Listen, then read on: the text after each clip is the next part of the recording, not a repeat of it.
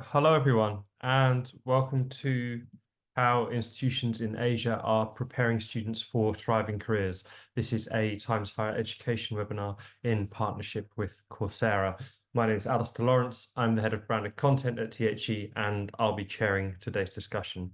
I'm joined today by a panel of experts from academia and industry who I'll let introduce themselves shortly. And there will be an opportunity to put questions to our panel during the final 5 or 10 minutes of the hour that we have scheduled.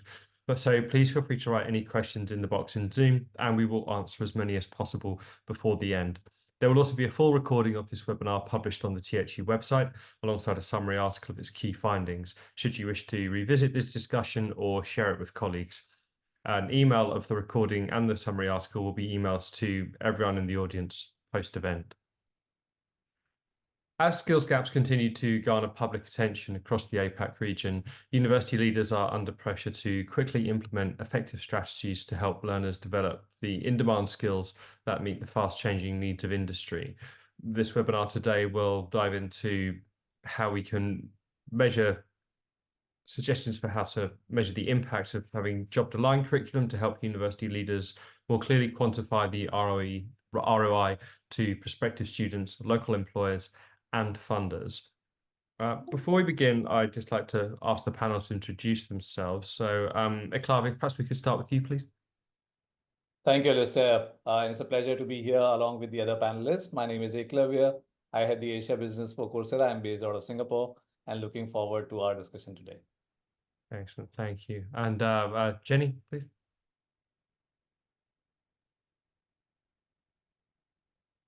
Oh, sorry, you're still on mute, sorry. Great. Hello, my name is Jenny. I'm from Van Lang University. I'm the Vice President in charge of Strategy and Global Engagement. Excellent, thank you. And Abby, if we come to you next, please. Hi, I'm a professor of genetics at Sunway University, and I also am the provost of the university. So we are based in Sunway City in Kuala Lumpur. Excellent, thank you. And last but not least, Professor Widodo. Hello, everyone. So my name is Widodo. I'm professor in the cell molecular biology. Now I'm appointed as rector at Universitas Brawijaya, Indonesia. Okay, thank you very much. I'd like to start with the beginning of the student journey for this topic, because obviously the whole topic of preparing students for careers is multifaceted and it's fast changing. It's something that will always be a challenge for universities. So when we talk about creating strategies to enhance learning experiences that drive student engagement and also strengthen student skills in order to help them in the digital economy, it's important to look at the steps that universities are making in order to enable this. Abby, can we come to you first? And perhaps you tell us a little bit about how Sunway are looking into these areas and what the requirements are that are changing for students, and also, I guess, what the appetite is for students to learn certain skills. Yeah. So first of all, at the university, we recognize the changing landscape, and of course the whole idea of digitalization, AI, and the various different technologies that are changing what I guess our post-normal times. So we have been thinking about even programs. As you know, in Malaysia and in many different parts of the world, especially in Asia, parents are a big factor in deciding what their children are going to study. And so even the provision of programs to start with, we have been thinking about and creating, more aligned programs to the digital economy. So we have data analytics, business analytics, statistical data modeling, all these various different programs.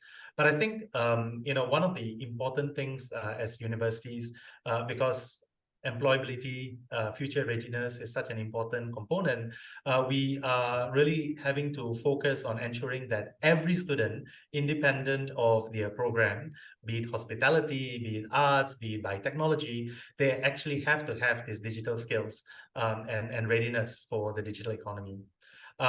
In Malaysia, we have a Malaysian quality framework, and in there you actually have got a number of program learning outcomes that the students have to acquire.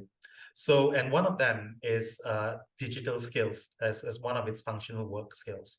But I think one of the problems in looking looking at skills in silo is the fact that, when you actually ask employers, and you can have many surveys that are actually out there. For example, the graduate survey for the Graduate Choice Awards that was recently shown, that they're no longer looking at a specific skill, but it's actually the student's attitude, the student's adaptability, and how different sharp and also soft skills actually converge.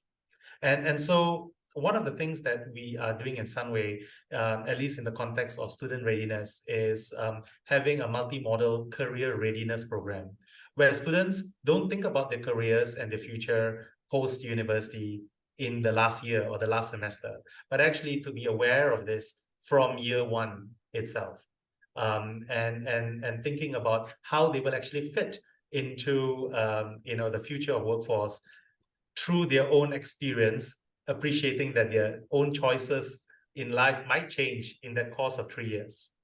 And so it's really not just about providing functional skill sets that we can discuss further, but also realizing that beyond the professional responsibilities, there is a social responsibility component that is becoming more and more in demand for employers of the future.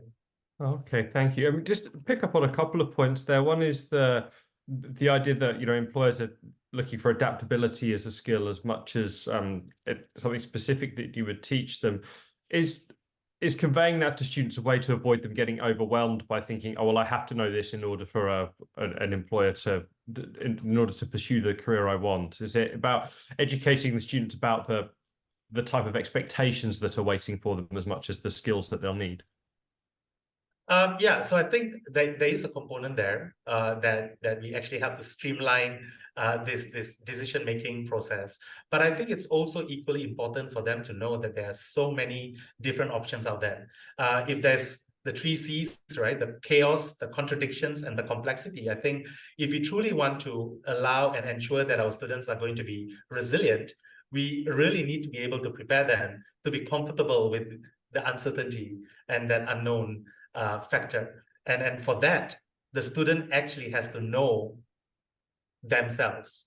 And that's really part of the education that we feel. And our president, Sibrandas Popima, always talks about there's the knowledge and the skills.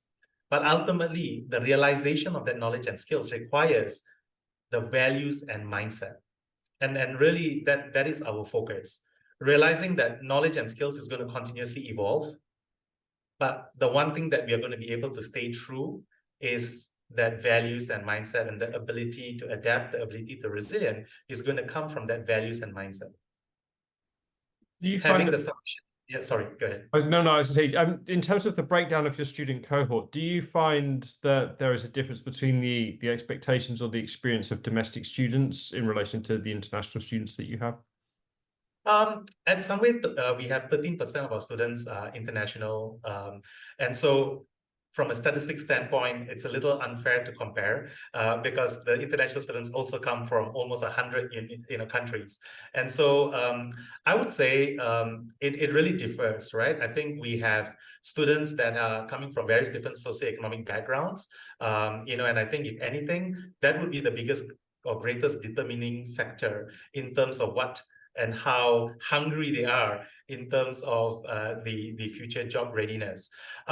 But I also do say that I think this is where there are also other factors. In Malaysia, while our international students can find internship experiences, there are certain barriers that perhaps limit the opportunities of these students. On top of that, the influence of parents and family and friends, within their ecosystem is another factor that's going to change the way in which they operate. We are all victims of our own echo chambers, after all.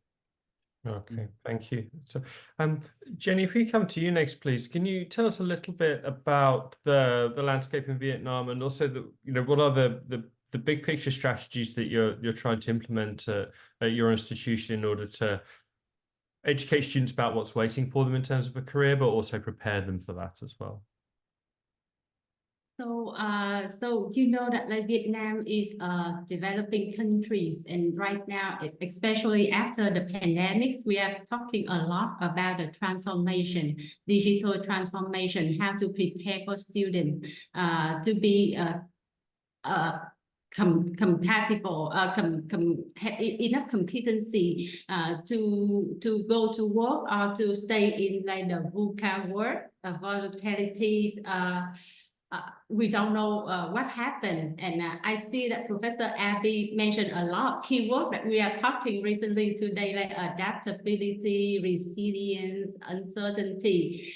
So how we do to provide the student to make sure that they are success in the future work, and then we know that like we want to have the high employability rate. We want our students have the lifelong learning cultures and mindset, and then we also want to enhance the experiential learning for the student. And what we can do, that one we have to strengthen the collaboration between university and industry, and we also deploy the various teaching methodology. It's not only the traditional teaching method, but then right now we have a lot of the media, a lot of the platform that can support us in terms of providing the different teaching and learning methodologies for the student and also for faculty.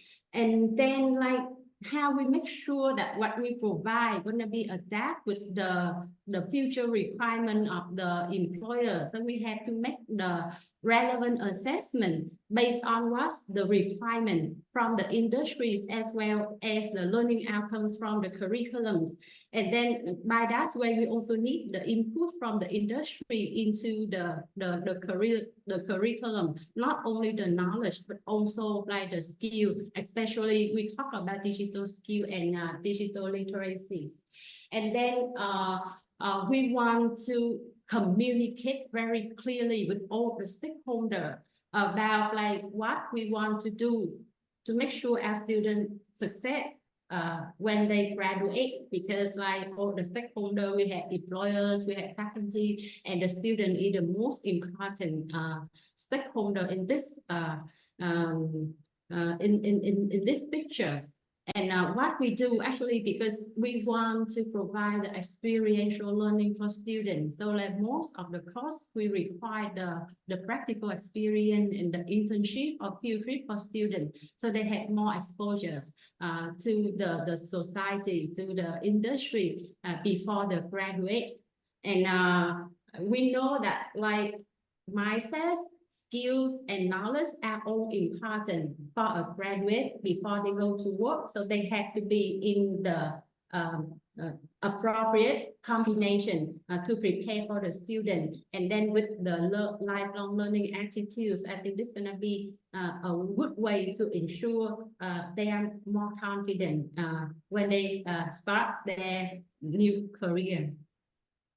Great, thank you. You mentioned there about engaging with all the right stakeholders. Are the stakeholders you are engaging with changing or diversifying as you make efforts to make students more employable?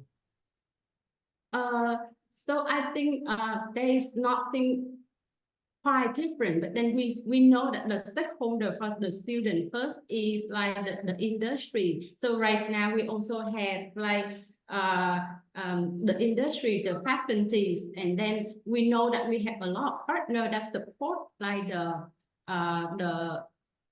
teaching and learning, I mean the education. For example, Coursera is the partner not to employ our students, but to provide us the platform to support the teaching, learning, and more, provide us like the additional opportunity for students beyond the curriculum. Because we know that we talk about the engagement and the higher employability. It is not just what we teach at the university, but they also need like some kind of certification that is already known in the specific industry.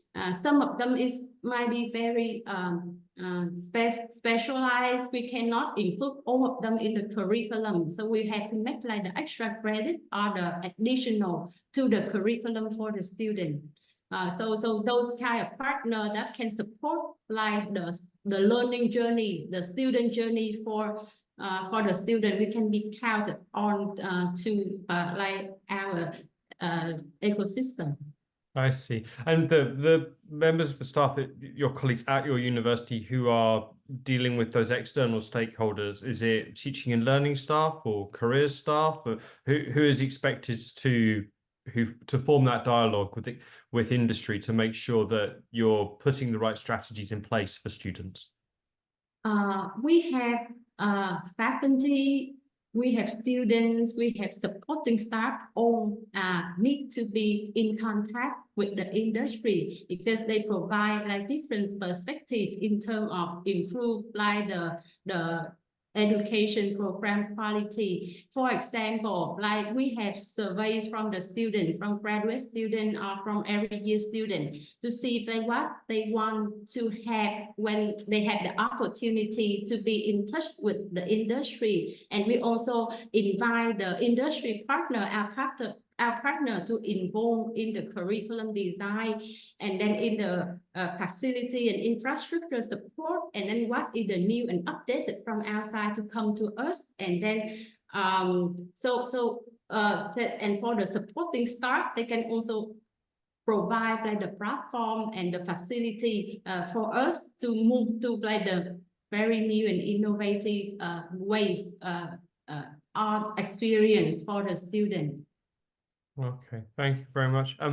Professor Widodo, if we come to you next, please. How much of this type of dynamic is similar to what is happening at your institution? And are there any specific challenges that you think you have in Indonesia that make preparing students for the job market challenging? Yeah, thank you. So I think the condition of Indonesia now is similar with Vietnam and Malaysia also. Since the young generation population is getting higher, but the opportunity to work in the industry is getting maybe lower. So this is an opportunity. And also this is challenges for our university that all of our students should have very good competency that is suitable to work in industry. So that's why we have several strategies. So for at least 4 strategies that we have to increase the competency of the students. The first is we improve the curriculum. The curriculum should be matched with what the industry needs. And the second is we give special license internship to the students. And the third is collaborations with the industry to make a research excellence together between university and also industry. And the fourth, we try to equip the student with the soft skill. The soft skill is very important for the future career of the students. So at least several kind of the skill, leadership, entrepreneurial skill, for examples, and also communication skills. And of course, the one important thing is they should have ability to analyze data in digital skills. And the fourth is we committed to, of course, to advancing of the laboratory so that student can learn better and aligning also the laboratory with the industry. So in terms of curriculum, for example, we try to develop curriculum not only robust, but the curriculum should be able to aligning or adaptive with the global job market.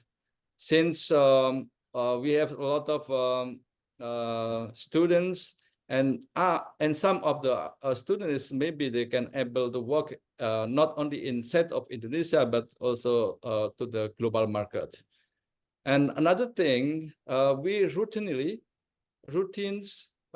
periodically discuss with the industry, with the alumni regarding the curriculum.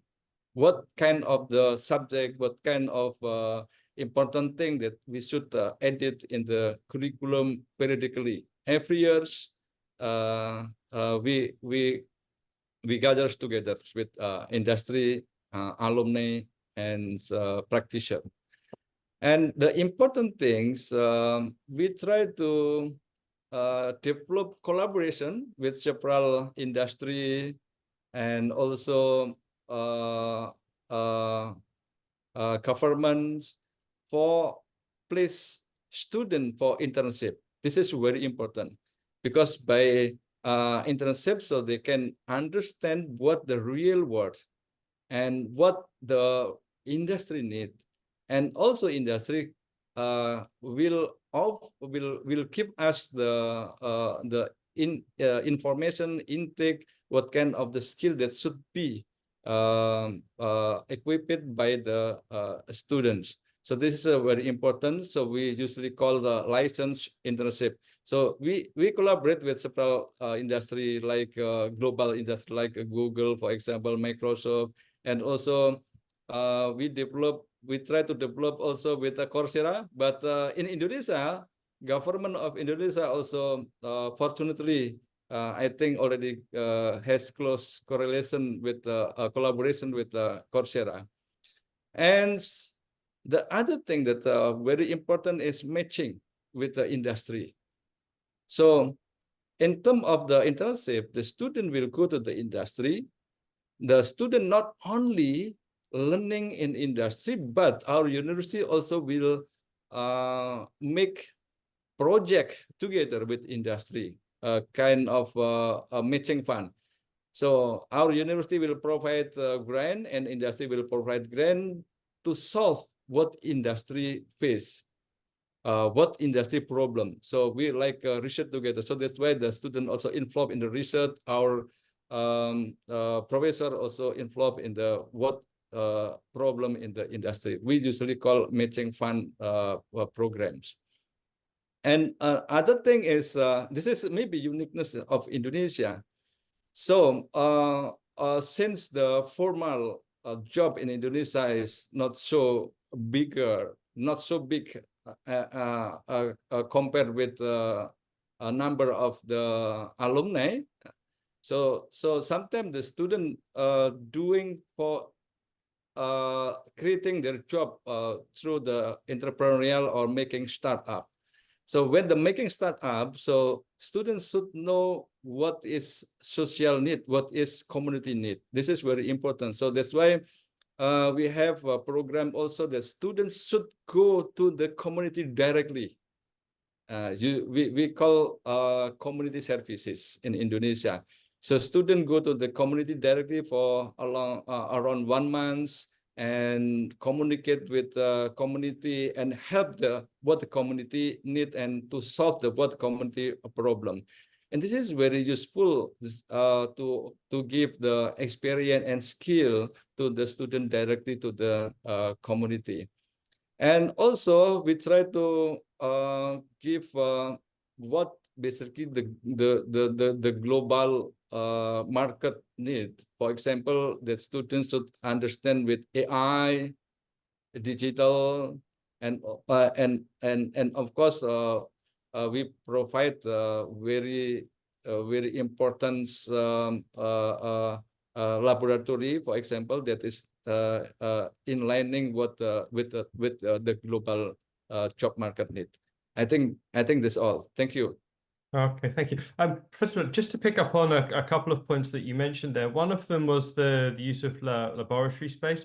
I was wondering how, in general, has the physical spaces in which you teach changed following lockdown? Because we had a period of a couple of years where it's very, very difficult to teach in person, and now with online learning being so widespread, it's great for lots of reasons because it enables people to learn in different ways, and also people who are time poor, who perhaps can't come to campus 5 days a week.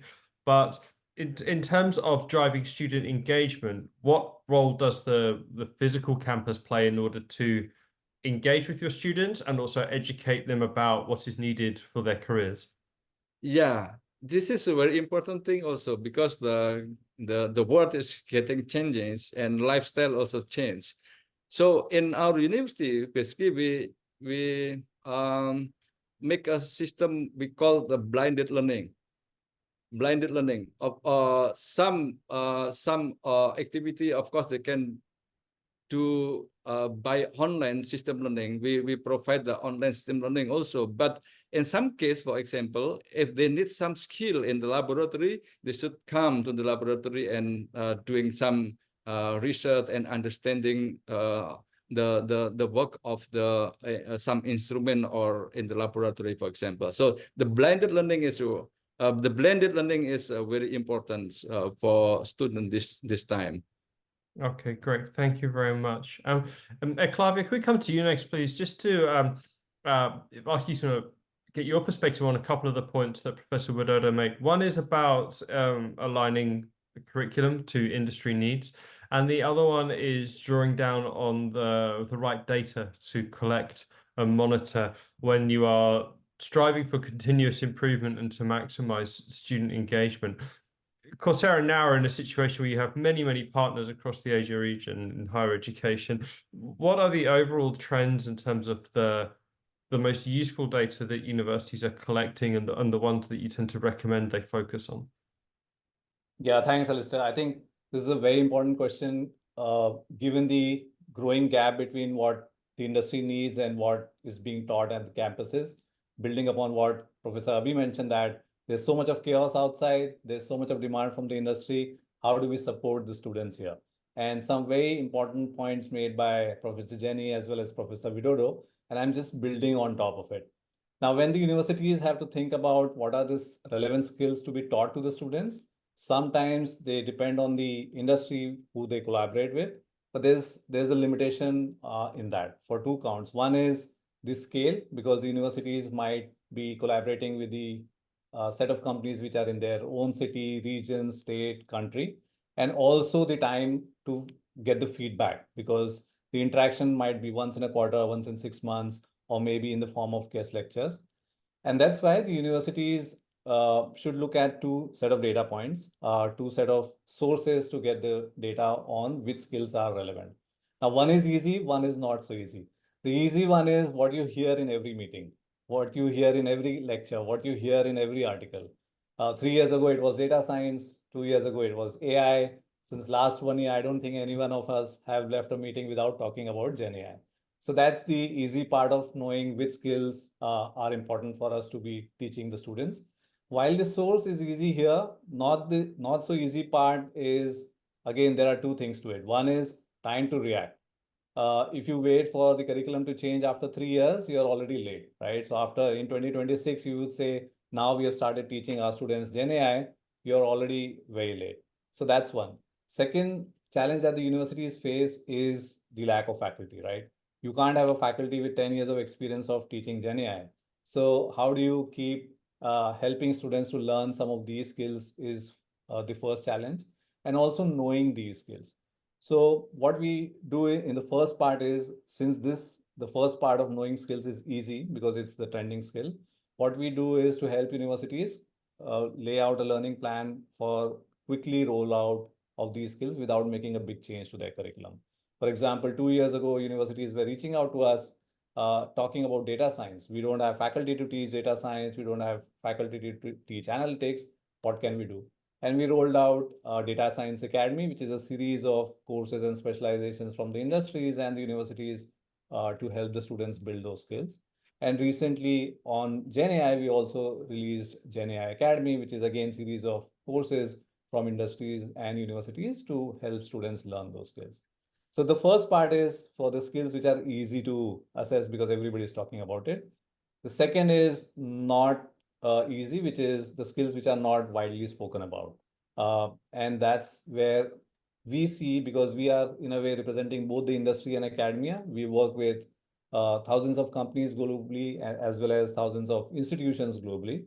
So what we do to help the universities is once in a year to support the universities with these data points, release the job skills report.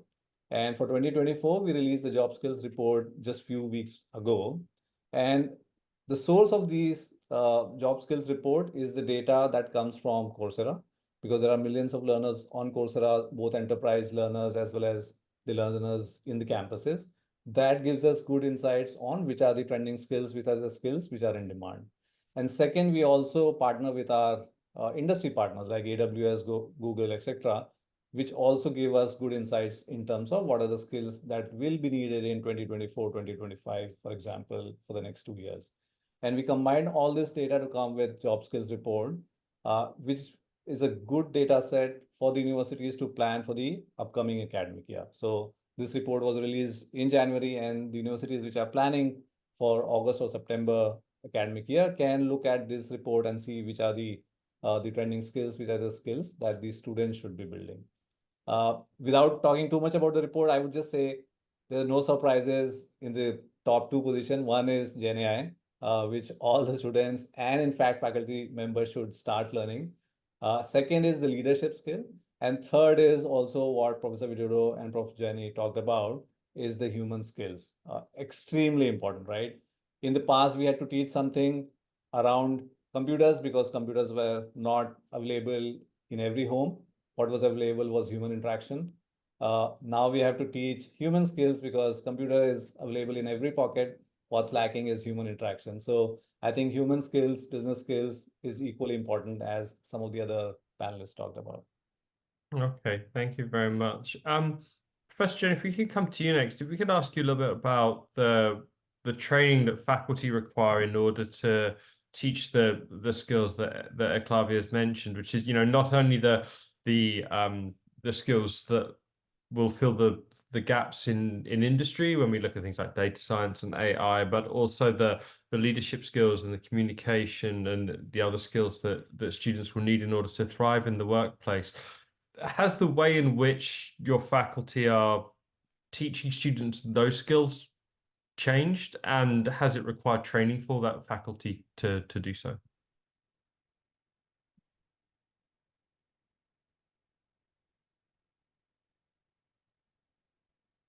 Calling me. Yes, I can hear you. Yeah. Yeah, so we know that we are talking a lot about AI nowadays, and then of course like the teaching methodology is not at the traditional ways anymore, because like right now students can learn a lot from the platform, from internet, and especially with the support of AI. So that's why I think that we need to train the faculty to adapt with like the changing of the world as well. So because like first of all either adapting to the new teaching and learning methods, I mean the teaching methods, because like so right now we know that a lot of application, a lot of support platform can support the teacher to prepare the teaching material, to provide a lot of applications for their for all the activity within the class. And then we want to provide like the experience for the students, so how to engage it into the classroom with I think it's gonna be, we have more opportunity right now with the support of technology rather than the traditional teaching classroom, because it's not just only the device, but it's also the application and the platform for the interactive between the students and teachers. And then we talk about the real world practical education and the real world experience. So that's what like the faculty need to be trained and updated as well. And then what is the new skill for today and for the tomorrow? That is not from the traditional training that they got, like from their expertise, but then that is from the from around the world, that then they have to have the frequently updated. And then we talk about the continuous education. So I think there are a lot of requirements for faculty today to be in class, to be a facilitator, to give the student opportunity to graduate, so that they are not just based on their own expertise, but they need to be trained for all other skills and also like the experience to bring into the class and to make it like more practical for the student. And then how much of a culture shift does that require at an institution, and how can you support faculty so they know that when they are, firstly, that they're required to help teach these skills, but also that they will be enabled to do it? We realized that during the pandemic, like before that, like 80% of the classroom and the teachers based on the traditional teaching methods. Actually, we are with the blended learning because like we combine between offline, online, and we start applied technology, but it's just the minority. But then when the city locked down and when the city locked down and we all have to work online. So I think that's in the push for all the faculty and students have to communicate remotely rather than to go to the campus. So by that motivation, the university start to provide the training for the faculty, just very basic training at the beginning, like the online teaching methods for faculties, how to put it on the e-learning, how to use the technology for the communication. But the years by years, we have to define the digital competency for the faculty, and based on that framework, they can design their learning model by themselves. And again, thanks to Coursera, they provide a lot of courses available for students. We just give the competency and the requirement, and based on like the personal development, and then they can give the target for them to study like years by year that they can adapt with the requirement from the university. Okay, so you were able to just to structure the skills education and integrate it with the knowledge and subject education. Okay, excellent, thank you. Professor Abby, if we could talk about communicating with industry in an effective way, because we've heard from several panelists about the skills that are required, you know, clear leadership, clear communication. It's probably worth noting that it would be a big assumption to say that everybody who has a job has these skills that are fully developed anyway. So students may, you know, industry doesn't necessarily have all the answers in terms of how to help students gain these skills. It's not as simple as placing a student in a workplace and they will absorb all of these things by osmosis. I wondered if you had any thoughts about how to strengthen university industry collaboration to enhance things such as experiential learning and also the point that was made earlier about creating pathways not just for graduates but also for lifelong learning, because we've seen with the rate of change and the kind of hot topics, if you like, that Eclavia mentioned earlier, there will be more of these in future, and modern skill sets and data knowledge such as data science and AI, these will continue to evolve. In the case of AI, it's really, we're just at the start of what we're dealing with here. So this presents multiple challenges in terms of how universities and industry talk to each other more effectively over the short, medium, and long term. Are you optimistic, cautious about how universities and how you're currently talking to industry? You know, where would you like things to improve? What do you think is going well? Yeah, I think your question or statement has got multiple levels here. Yes. I think to start off, universities are becoming more and more aware that it needs to adapt, it needs to embrace different models, it needs to have, I guess, a quality that universities are not very famous of, humility, to realize that when you talk about being relevant, referred, and being recognized, we cannot take this positions that it used to take for granted as something that we can easily do that anymore. I think today the industry, the society certainly plays different priorities on different things, and universities as such have become a bit more aware that they actually have to change the way in which they do to reach out and to engage these different sectors. So in some way, we are a little lucky because we are part of a Sunway conglomerate of 13 business units. So it comes naturally to us to engage with our 12 business units that are non-education based. So in healthcare and hospitality, in construction, and various different other business units, there's already a natural organic way and motivation to build that symbiosis. But within the university, we're very lucky. Like I said, we have a centralized unit within our student life services. So if there's a student career services, we have this amazing head of career and employability in Rose Madonna that engages every school in the university, has an associate dean that is dedicated in employability and engagement. So as you mentioned just now, Alistair, it's not just a tick box exercise to place our students in for internship and that's it.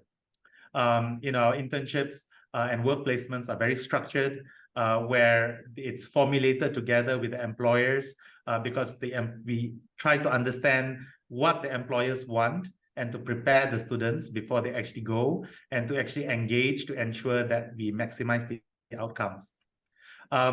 Another important part is that I think every program, we ensure that we actually have an industry advisory board that inputs into the program. So we just don't measure the specific course learning objectives, but we also emphasize on the program educational objectives. And this is a couple of years after the students have graduated to engage with the industry to tell us, whether the students are having those skill sets that you need, or are they able to learn on the job and to respond to the evolving needs of the industry? And I think that's something, and I'm going to brag a little bit. I'm proud at Sunway we're able to do that, and that's why graduate employability we've been ranked very highly over the last couple of years. And this is, I think, coming from our entrepreneurial DNA. We talked about these values and mindset.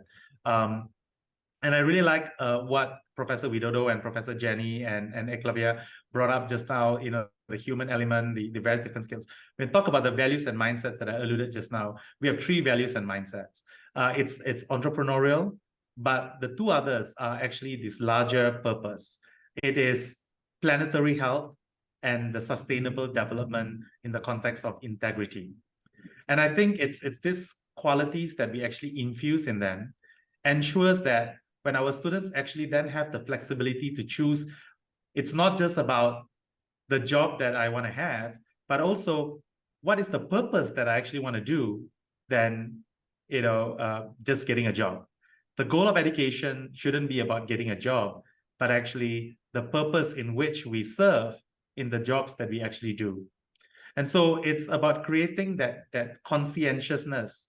And one of the things that I like, and a new innovation that we have introduced is a Future Leaders Academy, where we provide our students, and these are usually students who are very conscious about what they actually want to do and to achieve and to drive. They actually are trained within our Sunway Career Services program to enhance their leadership and career preparedness by actually working with mentors, directly from the industry who are very invested. This includes our alumni, but also people who actually out there are very interested. I think Professor Jenny gave examples of how to train faculty, but I actually say, as part of our intellectual humility is to appreciate that the academically trained individuals will never be able to be trained as well as the practitioners out there. So at Sunway, we actually have a different track, which is a practice track, so that we actually want to encourage more and more industry experts to actually come and teach in our university, to be actually appreciated, to be as qualified as the traditional trained academics, because they do have a relevant skill set that we don't have. So why do I spend all that time training myself? Perhaps I'm untrainable, but when we actually have experts out there that we should actually leverage upon.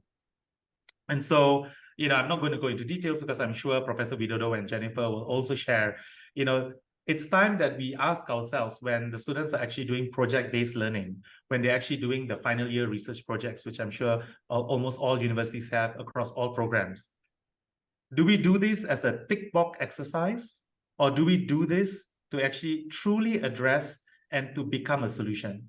One of the things that our benefactor, Tan Sister Jeffrey Chia of the Sunway Group, he always talks about the different, the reason why he's invested so much and made Sunway University a not-for-profit is because he needs leaders. And what for him the definition of leader is people that find solutions. And I think we all can agree, we can find every different skill set in our vocabulary to say these are the future skills. But ultimately, when you talk about future readiness, it's individuals who are prepared to find solutions. And I think that's what we need, more solution seekers, problem solvers, and the desire to be actually part of that solution. And I think through the different type of experiences that we can induce with the industry, where the industry can tell us what is your problem, and actually we engage the students from year one to be part of that solution. I think that provides a good start. Okay, great. Thank you very much, Shabi. We've had a lot of questions from the audience and we only have about 15 minutes left. So I will do my best to get through as many of those as possible and put them to our panelists. Somebody asks, Eclavia, this is one for Coursera. How can the Coursera for Campus industry credentials benefit universities in shorter form of learning and building workplace capabilities in this context?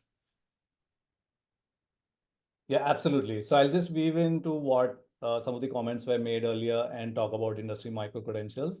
So there are two things. So I'll also quickly comment on the faculty, right? Because when we talk about universities, we focus on university as a whole and students, but we forget the faculty because the more focus is on job world, more focus is on students. But I think equally important are the faculty members because, you know, if you take out the faculty members outside of the university, it's just the building then. So how do we support the faculty members is equally important. And when you were asking Professor Jenny about how do you support faculty members and bring them on board, I think the biggest thing that to keep in mind is the change management. If a faculty member has been teaching a particular subject in a particular way for 20, 25 years, how do you bring in that change? And for that change management, it is equally important for them to fully understand why this change is important. Because you know the world is moving fast. If they don't adopt or adapt, they will be left behind. So I think first is to get faculty members on board. Second, quickly answering the point around, I think Kirsten asked about industry micro-credentials and also somebody asked about short form content. So there are two things here. One is why industry micro-credentials and new skills are important because the outside world is changing super fast. In the past, if you graduated with good grades, with good college, your employability was almost given. Not anymore. So now the industry is looking at what skills are you acquiring, how adaptable you are, and how quickly you can learn new skills. And this is where it becomes very difficult for a university to look at what are the trending skills, how do you develop a content which is relevant to the industry. And this is where industry micro-credentials become extremely important. Even before I talk about Coursera's industry micro-credential, I think there's a little bit of clarity needed on what industry micro-credential is, because I think a lot of times it is very loosely used term. A lot of universities, a lot of companies say that anything which is a short form content is a micro-credential. But I would say anything which is short form, relevant to a skill, which is required by the industry and being taught by a leader in the industry is the real industry micro-credential. And this is where we blend in two things together. One is the content and the micro-credential is from the industry. Second, it is related to a skill which is important for a student to learn. Third, it also involves the element of experiential learning, which Professor Widodo and Professor Jenny also talked about, because you can't learn about data science or AI by just watching a video. You need to actually practice to learn a particular skill. This is where the industry micro-credentials can play a role, especially for the students who are graduating. And Professor Abi talked about not only just the final year students, but how do you make sure that the students throughout their journey in a university are prepared for that skill. So I would highly encourage for the universities to look at industry micro-credentials, some way of blending in as part of the curriculum so that the students learn the skills which will help them in their careers. Great, thank you very much, Eclavia. Got plenty of questions to choose from. Another one I think is quite interesting is what measures are being taken by your institution to address the issue of income inequality and promote equal opportunities for all students in their career development initiatives? Professor Widodo, are you able to speak about that topic? Okay, thank you. That's very very important question, I think. So before I answer that, so the very important thing that competency of the student is very important. That the competency is mean the skill and knowledge. Skill and knowledge should be in one place. So that's why our university also have some project to improve the skill. For example, that we make a project that every student at least they should have one micro credentials. Yeah, this is very important. So like Enclave said, and also to because the world is changed very fast, so the faculty member also need to understand what going on in outside of the campus. So that's why we have program also that for the sabbatical leave, for example, or partially leave for faculty member to involve or work in the industry and for research together or whatever activity. And third, also we have a program that we invite usually for practitioners or professionals to teach a student directly in the university. So that's why students also get the first information from the practitioners from the industry. And this not only knowledge that they got, but what the other thing that, for example, what the industry need, etc. That is very important for the student also. And also, I think our university also try to have a outreaching problem, outreaching to all of the community. All of the community are very possible to study in university and not depending on the economic status of the family. And also we try to offering all of the subject by the online course. So that's why more easy, more cheap for everybody, for the community, so they can easy to learn in the university. Yeah, I think this all that we have.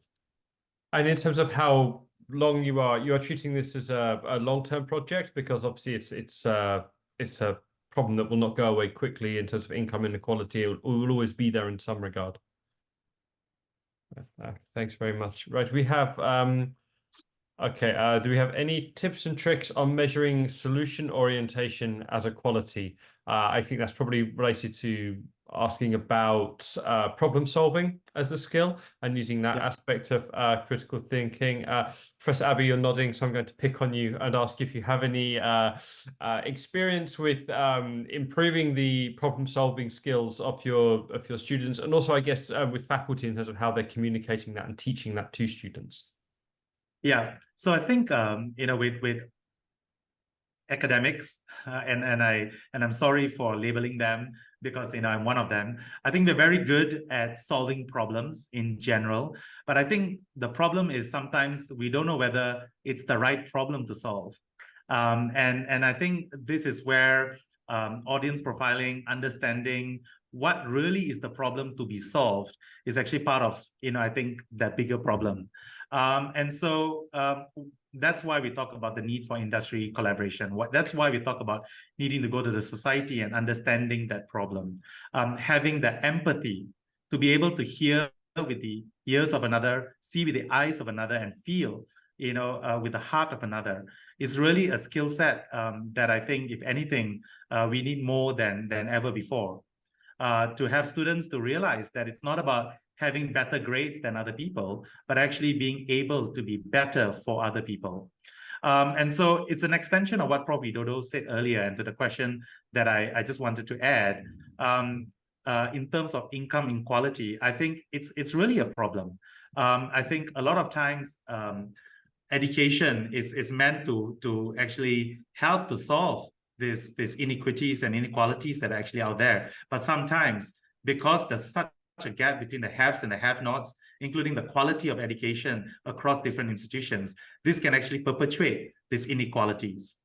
And so, at Sunway University, we not only have a lot of scholarships through the Jeffrey Chia Foundation to support for students so that we can actually increase the access. But in our program, every student has to do a community service project. And we have, from 2024 onwards, through the efforts of our Pro-Vice Chancellors, both at Research and Education, we have, quote unquote, adopted a community that's just nearby Sunway City of 30,000 people, where our students actually have to reach out to those communities, understand what problems actually need solving, and actually be part of that solution.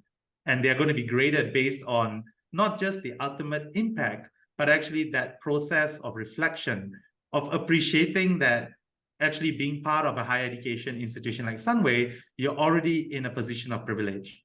But how can you actually want to do something to actually bridge that inequalities? Is part of both trying to help to address inequities, but also to become part of that solution problem. A lot of times in a world of instant gratification where everyone's an expert, it's very easy to think that we are part of a solution. But a solution only means something if you're actually solving somebody else's problem, not your problem. Okay, great. That's a great way to look at that. Thank you very much. We've got time for about one more, I think. Clara, if I can come to you, please. We have a question from an audience member from Afghanistan who says, we don't have enough skillful people right now, but there are bundles of opportunities. So what are your recommendations for students and for universities to work on and provide competent students to the market? I think this goes back to what you were talking about earlier, about being cognizant of there's always the in-demand skill, be it data science or AI, that everyone's aware of because it makes headlines around the world in the global news. But there will also be local needs and local opportunities, either on a national level or a regional level. With your work with universities, do you think there is a particular way that universities can be proactive and go out and speak to industry and also speak to government too, in terms of finding out where the skill shortages are and finding a different way of working that enables perhaps a larger number of graduates to help mitigate that, join that workforce and solve that skill shortage? Yeah, absolutely. And thanks for asking that question. And I'll link it back to the question of inequality. So when we think of inequality, we only think in terms of money, only financial inequality, but also there is inequality in terms of access.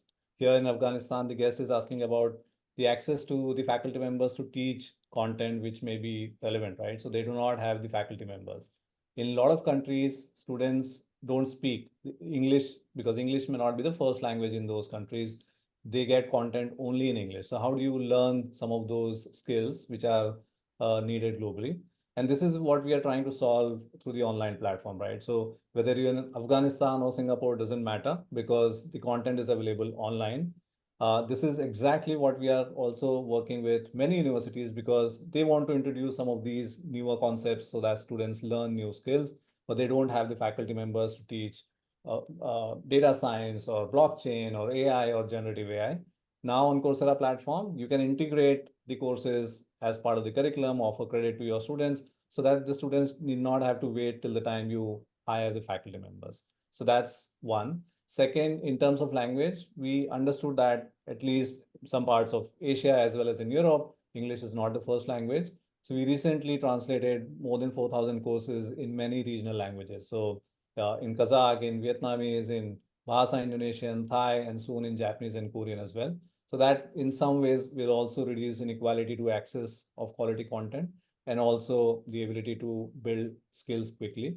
And also, I think, which was not asked in the question, but you added, Alistair, is extremely crucial is the role of governments in these countries. And we have seen lately in the last 2 years, very welcome change brought in by many countries.